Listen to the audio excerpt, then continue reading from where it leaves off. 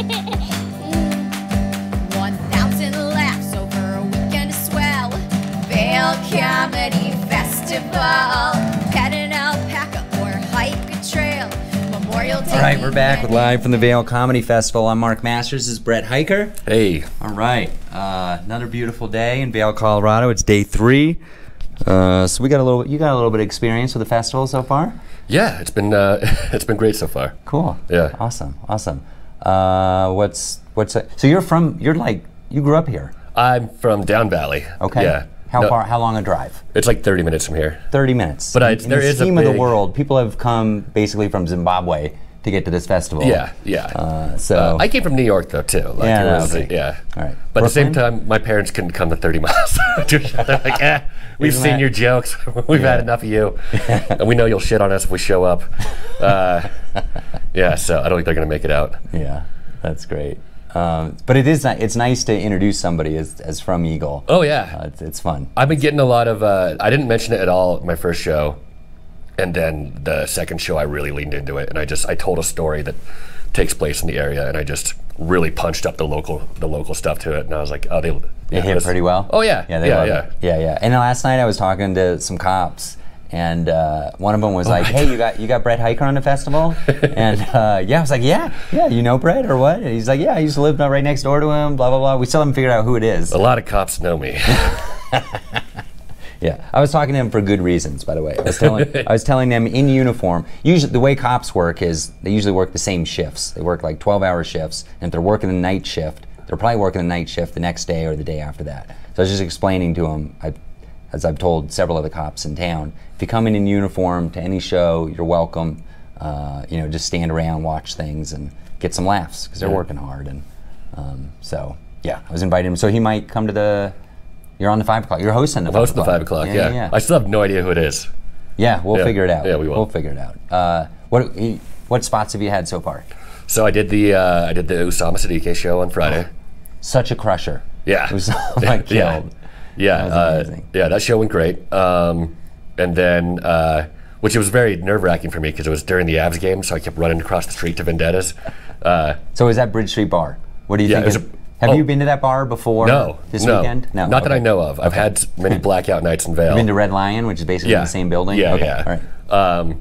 But no, it's a great venue. I love it. As a comedy venue, how would you describe it? It's a tight basement room, which you want. But I like the little pockets in the corners for overflow. Mm-hmm. It's like there's a showroom.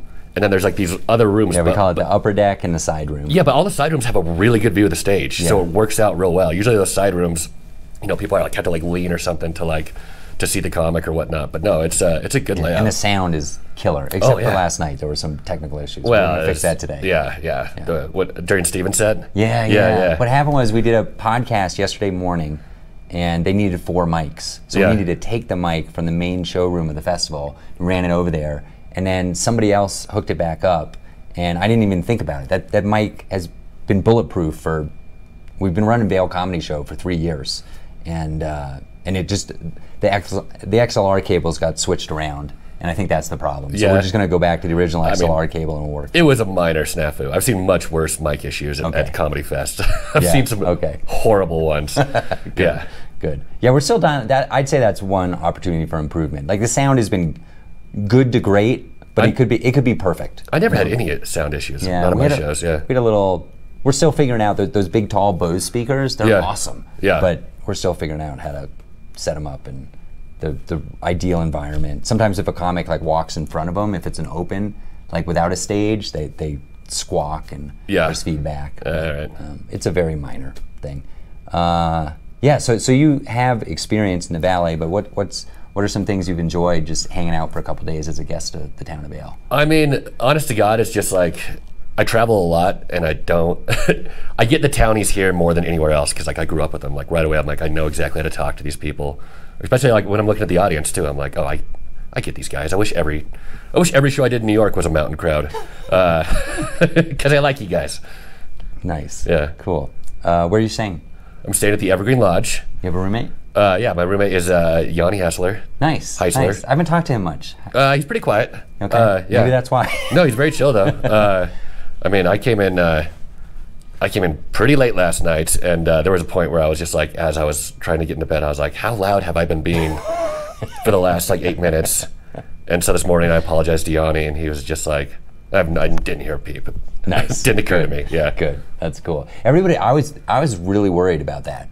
Like, you know, we got like at least 25 comics that are bunking with strangers. Yeah. I thought for sure there were going to be some challenges, and everybody's been so cool. And Yeah. so like, yeah, my roommate's great. I didn't know him. We're making a good connection, and I never worried about the roommate. I worried about me. I was just kind of like, oh, am I going to fall asleep in a weird position and snore all night, or just exactly. Yeah. So that's been nice. Cool. Have you had any good meals? I have. You know, I haven't had green chili yet on this. Oh, okay. Yeah, on this whole the trek. This is more Europe than Colorado, kind of. Yeah. Being in Vail. Yeah, it's a little Europe-like. It's Europe. Yeah. No, I've usually when I come to Colorado, it's just like if it doesn't have green chili on it, get out of my face. And I've been craving it. I just keep kind of missing it.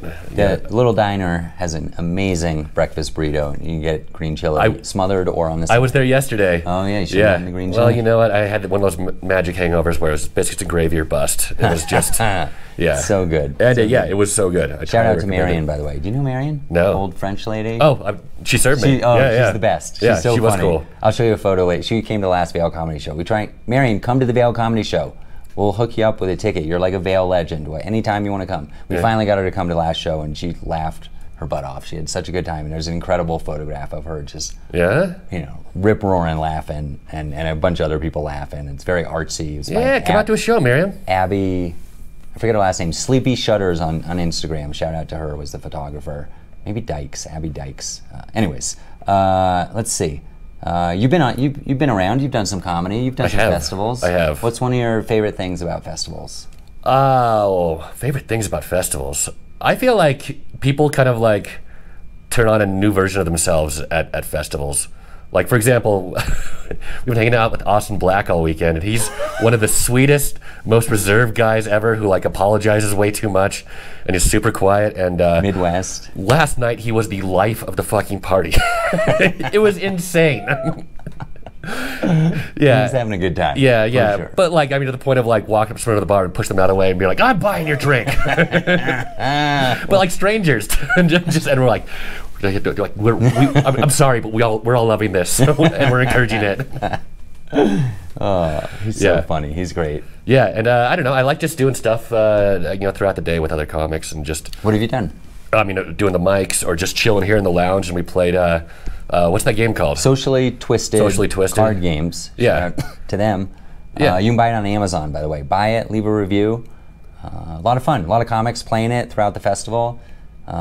Christiania Hotel, where the Artist Lounge has been really great to us. Really grateful to them. Yeah. Cool. You been experiencing any of this nature, or you just been in basement bars drinking? Yep, just basement bars drinking. Okay. All right. We have a great view of it. You guys can't see it. We're kind of like in a commercial kitchen right now. Yeah. Staring at a bunch of grape jelly, but around us it's like 360 windows and just like the Gore Creek and hikers going by and beautiful trees. All the aspens are perfectly green right now, and it's gorgeous. Let it go on record. Brett Hiker hates hiking.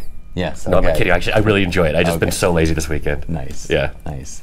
So people turn into different versions of themselves at festivals. That's interesting. Yeah. Okay. And then I also just like just shooting the shit during the day. Yeah. It's like we're all like recording a podcast that's not actually being recorded. Yeah. You can get to hang out with a lot of people. What's one of your? How many festivals do you think you've been to? Oh, dude, I'm a more than 10 plus. Oh yeah, I'm a festival junkie. Okay, 10 plus. What's one of your least favorite things about festivals? Ooh, when they're a contest. Okay. Yeah, which don't get me wrong, I know I get that some festivals have to do that, like that's the point of it, but no one has much fun at those. Everyone's just so fucking stressed the entire festival. Yeah. It's a lot more like a job when there's a contest involved. Yeah. Nice. Did you fly here?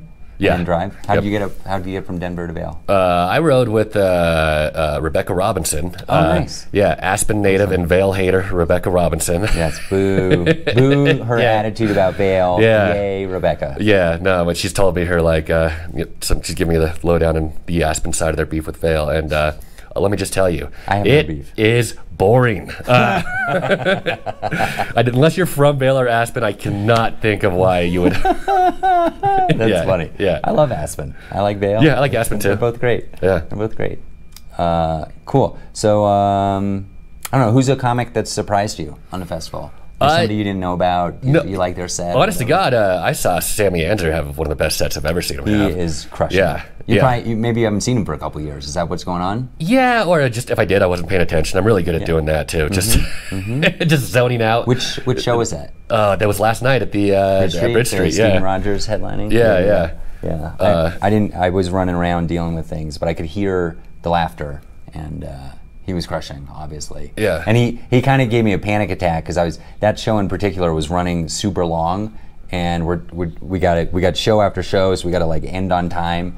And he went into his closer, what I assume was his closer, refrigerator thing, and which I've heard before. It was like 2 minutes long, but he had like 45 seconds left on the clock. And I was like, no, because here's the thing: all the Denver comics, I've had zero issues with time, running the light, anything like that. They're the best host. I got Brett hosting one of the most difficult shows later tonight, and I have no stress about it because I know Brett's been through the Denver system, and I'm not looking forward to being the vice principal and be like, get off the stage. But you'll Time's do it. up. You know, you'll make sure it happens, and I can relax a little bit. I wasn't very relaxed at that show, and Sammy went into his refrigerator thing, which I've heard before. And it's a great bit. But it's like 2.5, 3 minutes long. I was like, no way is he gonna do this.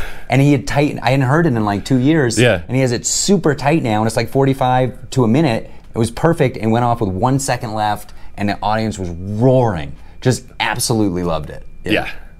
Sammy Anzer, everybody. Yeah. Really killing it. He has a bit about poor people always have to explain stuff about their bathroom when you walk in. Just kind of like, oh, hey, no, the left knob, you know, it's it says hot. They're switched, and you know, you gotta hold the door closed with your foot. And I was talking to him about the bit, and he's like, oh yeah, I've just literally been going to comics' houses and writing a joke based off their bathrooms. Like the hold the door closed with your foot is Zach Moss's bathroom. And then I told him, he's like, what about your bathroom in Brooklyn? And I was like, oh, first 2 light switches do nothing. Not like a light that burned out. They just go nowhere. And he's like, I'm adding that to the joke. And I was like, it's yours. Great. Poor people funny. bathrooms. That's hilarious. Yeah. All right. How long have you been doing comedy? 35 years. I don't know. See, it's weird because I feel like I want to like take a year off my number for the pandemic. You know what I mean? And like, or 3. Yeah. And when I first started out, the first like 2 years I did comedy, I was living in Albuquerque, and you really could only get up like once a month there. What's going on with Sarah Kennedy's club? Is it open? Yeah, she's opening it late summer, What's it called? I think. Pitch it. It's called Dry Heat Comedy, comedy club in Albuquerque, which you should definitely check out. Yeah, Dry Heat Comedy. Yeah. I don't know if this... Albuquerque has a cool scene, and Sarah Kennedy is amazing. She's such a good producer, and everything she touches turns to gold. And yeah, I'm very excited for their club. Cool, awesome. Yeah. The camera right now is showing me a low battery signal. Yeah. I don't know if that means we're about to run out of time, but all right. Let me ask you an important question. Sure. If you could go back to when you first started comedy, what would you tell yourself? You could time travel back then. Oh man, what would I do? Well, I mean, first of all, I would like go back and like convince like 15-year-old me to start at Early. 15. Yeah. How old were you when you started? Oh my goodness, we had a special delivery from my favorite ice cream place in Vail, and it looks like they have my favorite flavor, Oreo. This is Joe's Deli, Joe's famous deli. You can see a picture of Bill Walton. Even Bill Walton loves Joe's Deli. So excuse me while I really hope this is recording, because I can't tell. I honestly can't tell. It's a hell of a plug. Yeah. I hope we captured this. I don't know. Well, we'll have the audio anyways of this. Yeah. For sure. So anyways, you'd go back, so you'd start younger. Okay. I'd start younger, yeah. Okay. I'm very jealous of the guys who are like started before. And you do all kinds of cool like Hollywood stuff, right? I do cool Hollywood stuff. Yeah. Tell us about that. I was the best boy electric on Detective Chinatown 2, which, you know, you guys are all probably thinking like that's my favorite movie too. Yeah, I know. No, I work as a stagehand in New York for my day job. Okay. Yeah.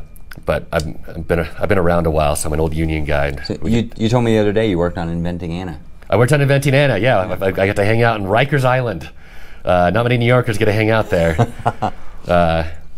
Yeah, I wasn't there during the days that Usama was there. I didn't even know Usama was in it until you introduced him. I on almost stage. fell off the couch. Yeah? When I was watching the show, I had no Yeah. idea he was in it. Yeah. And he walked by in the background. I was like, I think that was Usama Siddiqui. Yeah. I have him on the Vail Comedy Festival. I've worked with him before. Yeah. And then I was like, that was probably his one like quarter-second thing. Yeah. And then like 10 seconds later, he like wanders around into camera, starts talking to Jennifer Garner, like has lines. Yeah. And then he's in the next episode and the next episode and like a major plot point. And I'm Really? like, and then I see him and I'm like, that's for sure Usama. Yeah. This is incredible. Yeah. It was awesome. Dang, I didn't even Yeah. watch it. Yeah. Yeah.